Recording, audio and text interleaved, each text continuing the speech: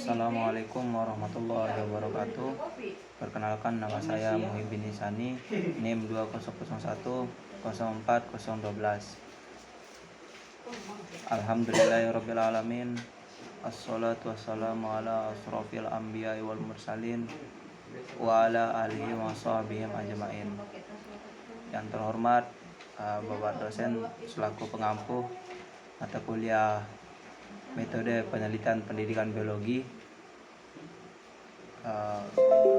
Pertama-tama marilah kita panjatkan puji syukur kita kepada Allah Subhanahu wa taala yang telah memberikan kita berbagai macam nikmat, tentunya yaitu nikmat sehat dan kesempatan sehingga kita bisa melakukan kegiatan pembelajaran atau mengerjakan UTS ini.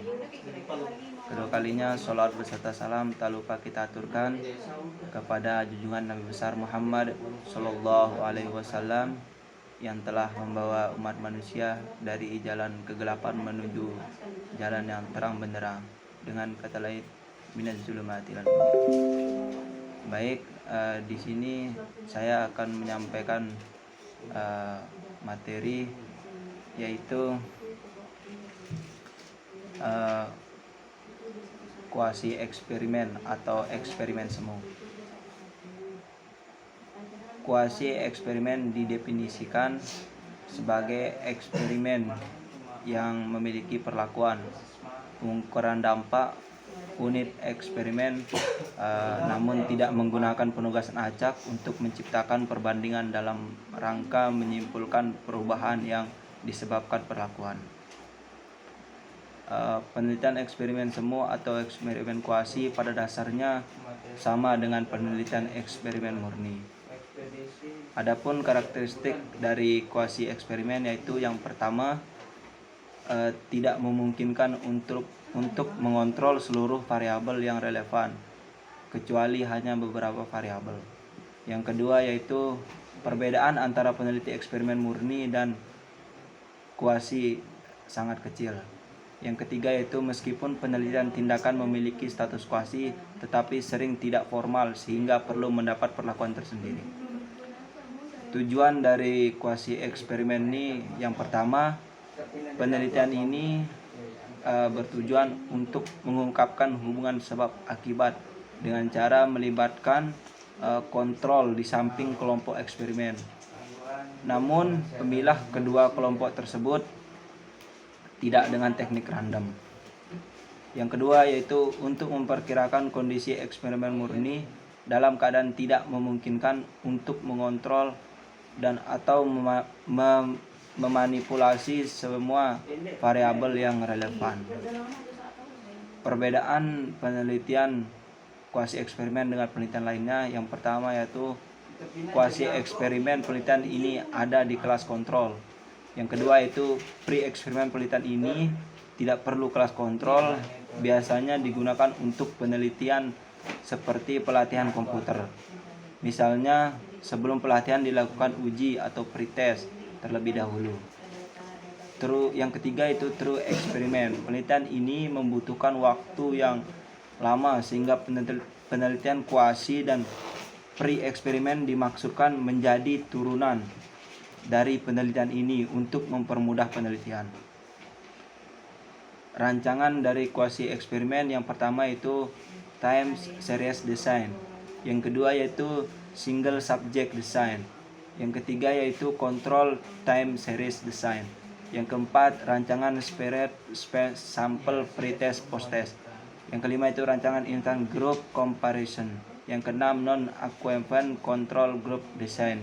Yang kedelapan yaitu control line design. Yang kedelapan yaitu factorial design.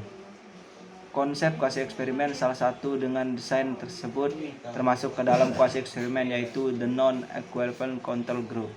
Menurut Yusuf, desain ini merupakan suatu desain eksperimen yang bisa dilakukan dengan cara pre-inventory sebelum diberikan perlakuan dan post-inventory setelah diberikan perlakuan, serta terdapat kelompok eksperimen dan juga kelompok kontrol. Akan tetapi dalam penentuan sampel tidak dilakukan secara random. Desain ke kuasi eksperimen yang pertama itu the time series eksperimen. Yang kedua itu the non-equivalent group design, the equivalent time series sample designs. Prosedur yang terdapat dalam kuasi eksperimen yaitu yang pertama, mengidentifikasi masalah konkret para peneliti dalam mengemukakan hasil penelitian. Harus jelas masalah yang ada dalam penelitian tersebut, diuraikan dalam latar belakang penelitian. Yang kedua yaitu menyusun treatment yang jelas sehingga peneliti menemukan masalah yang konkret. Peneliti mulai menyusun treatment atau perlakuan yang disusun sesuai dengan temuan masalah konkret yang dialami oleh subjek. 3 yaitu mengelompokkan subjek penelitian secara random untuk menentukan subjek dalam kuasi eksperimen penelitian. Menentukan secara purposive yaitu berdasarkan karakter khusus sesuai dengan ketentuan penelitian. Yang keempat yaitu melakukan uji hipotesis dalam kuasi eksperimen setelah penelitian, mengelompokkan subjek menjadi 2 kelompok. Hal selanjutnya yang dilakukan dalam penelitian yaitu melakukan uji hipotesis dalam menganalisis statistika. Kelemahan dan keunggulan kuasi eksperimen semu.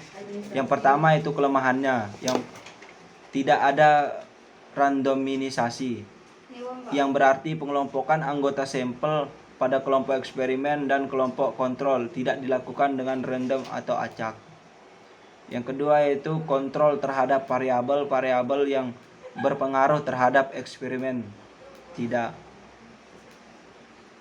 Keunggulannya yaitu pada penelitian eksperimen semu tidak mempunyai batasan yang ketat terhadap randomisasi dan pada saat yang sama dapat mengontrol ancaman-ancaman validasi. Sekian penjelasan dari saya, kurang dan lebihnya mohon dimaafkan. Wabillahi taufiq wal hidayah. Wassalamualaikum warahmatullahi wabarakatuh.